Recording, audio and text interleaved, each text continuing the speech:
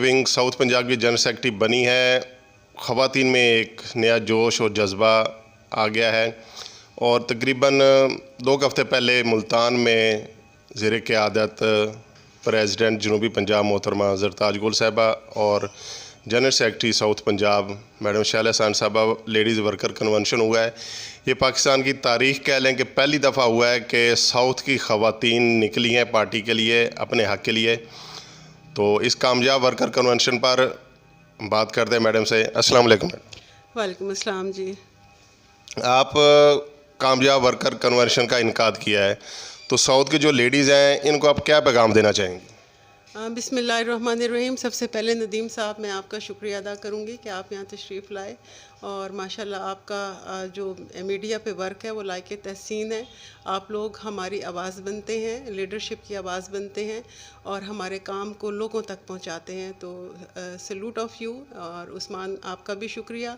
आप लोग एक बहुत पॉजिटिव किरदार अदा कर रहे हैं। जहाँ तक कन्वेंशन की बात है, वुमेन कन्वेंशन की, तो मैं बजा तौर पे कह सकती हूँ कि साउथ पंजाब की तारीख़ में इससे बड़ा कन्वेंशन कभी भी नहीं हुआ।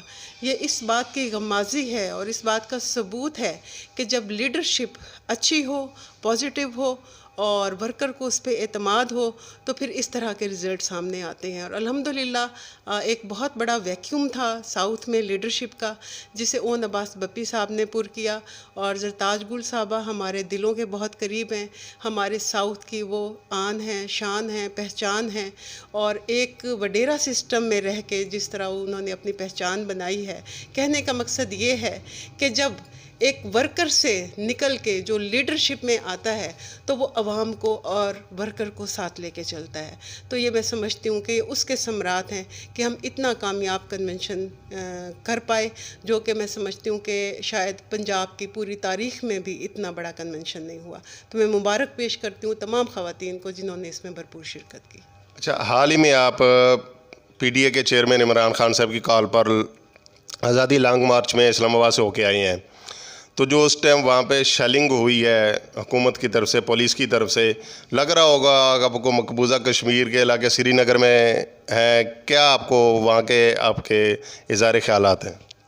देखिए जी, इमरान खान साहब ने तो सिर्फ रोड का एक इंतखाब किया था कि श्रीनगर रोड पे करेंगे, लेकिन इन्होंने असल में ही उसको श्रीनगर बना दिया। और मैं उसकी ख़ुद आई विक्टिम हूँ। और जो हालात थे दोपहर से, ये बात समझ से ही बालातर है कि हमारा रिकॉर्ड रहा है कि हम एक पुरअमन प्रोटेस्ट करते हैं हमेशा से। कोई भी हमारा जलसा है, हमारा धरना है, कहीं एक पत्ता नहीं टूटा, एक गमला नहीं टूटा, किसी किस्म का वायलेंस नहीं हुआ। और उस दिन भी हम लोग खाली हाथ थे, हमारे हाथ में या तो PTI के परचम थे या हमारे पाकिस्तान के परचम थे।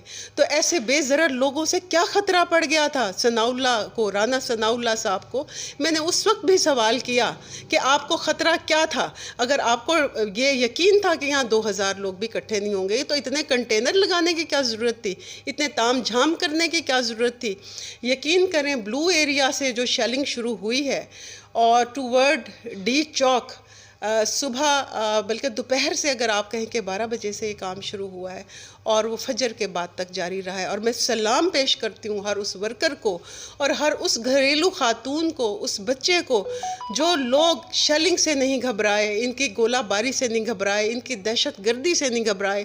ऐसे होता था कि जब शेलिंग होती थी लोग छुप जाते थे, लोग बिखर जाते थे, थोड़ी देर सुकून आता था, लोग फिर इकट्ठे हो जाते थे और ये सिलसिला पूरी रात तक जारी रहा। और मैं समझती हूँ कि पाकिस्तान की तारीख़ में इस तरह का जो मोमेंटम था या इस तरह का जज्बा जहाद था, मैंने तो अपनी ज़िंदगी में नहीं देखा है। अच्छा, बहावलपुर में जिस तरह हर शहरों में पुलिस जो है लीडरशिप कह लें या वर्कर्स के घरों में गई है, बहावलपुर में भी जो पुलिस है, हर तहसील की पुलिस जो वर्कर के घरों में गई है, आप बहावलपुर की जो पुलिस है इस बारे में इनको क्या कहना चाहेंगे, क्या पैगाम देना चाहेंगे? देखिए, सबसे पहले तो हम अपने तमाम इदारों की इज़्ज़त करते हैं, एहतराम करते हैं और हम ये उम्मीद रखते हैं कि तमाम इदारे भी एक आम जो आदमी है या एक वर्कर है किसी भी तंज़ीम का या किसी भी पार्टी का, उसका एहतराम करेंगे। लेकिन बदकिस्मती से ऐसा हुआ नहीं है। एक एजेंडा बनाया गया और उस पे एजेंडे पे मनो-अन उस पे काम करने के लिए ये सारा कुछ प्लान किया गया। मेरे घर में खुद रेड हुआ, यहाँ 4 गाड़ियाँ आईं। मुझे एक्चुअली थोड़ी सी पहले ही स्मेल आ गई थी तो मैं घर से निकल गई। और इसी तरह हुआ कि जितने भी हमारे प्रोमिनेंट वर्कर्स थे वहाँ पे इन्होंने रात को 2 बजे के बाद, 1:30 बजे के बाद इन्होंने ये ऑपरेशन शुरू किया और कोई ऐसा घर नहीं छोड़ा कि जो हमारे वर्कर को इन्होंने हरास ना किया हो, इन्होंने धमकियां ना दी हो या इस तरह का। ये एक, मैं समझती हूँ कि महज़्ज़ब सोसाइटी में ये नाकाबिल कबूल है और मैं इसकी पुरज़ोर मज़म्मत करती हूँ। हमारे जज्बों को इन चीज़ों से कम तो नहीं हो सकेगा। अगर उनके पास कोई ऑप्शंस हैं तो हमारे पास भी 100 ऑप्शंस हैं। हमारे लीडर का हुक्म था कि हमने वहाँ पहुँचना है, तो हम हर हालत में वहाँ पहुँचे और हमने पहुँचना था। मेरे जहन में भी 2-3 प्लान थे कि खुदा न खास्ता अगर मैं घर पे हूँ और ये आ जाते हैं तो मुझे घर से किस तरह निकलना है, और वो मैंने एग्जीक्यूट किया और इंशाल्लाह मैं माशाल्लाह मैं पहुँची वहाँ पे। और इस मैं समझती हूँ कि जो जहाद है इसमें मेरा भी थोड़ा बहुत कंट्रीब्यूशन है। अच्छा जी, बताइएगा अभी 2 तारीख आ रही है तो उसके बाद मतवक्का लॉन्ग मार्च आ रहा है, खान साहब का कॉल देते हैं, तो क्या आप लोगों की प्लानिंग है और जो यहाँ की ख़वातीन हैं, आप लोगों के वर्कर्स हैं, उनको आप क्या पैगाम देना चाहेंगी?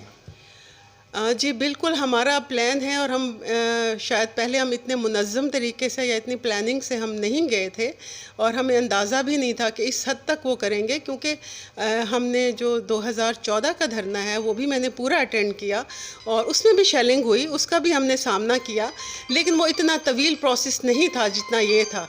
और जिस तरह की इन्होंने दहशत फैलाई, जिस तरह की इन्होंने गुंडागर्दी की, तो उसकी तो मिसाल मिलना ही मुश्किल है पाकिस्तान की हिस्ट्री में। और सबसे पहले तो मैं ये कहना चाहूँगी कि आज हमने साबित कर दिया कि जो हम पे एक टैग लगा हुआ था कि ये बर्गर फैमिली के लोग हैं, ये इस तरह का बर्दाश्त नहीं कर सकते वायलेंस, अल्हम्दुलिल्लाह हमने वो बर्दाश्त किया और आज एक पीटीआई का नया चेहरा निकल के सामने आया है।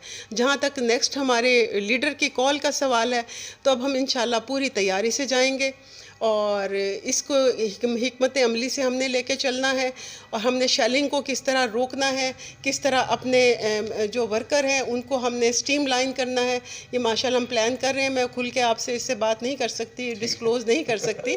वक्त आने पे आपको पता चलेगा कि अब हमने इसको किस तरह फेस करना है और किस तरह इन्हें नाको चने चबवाने हैं।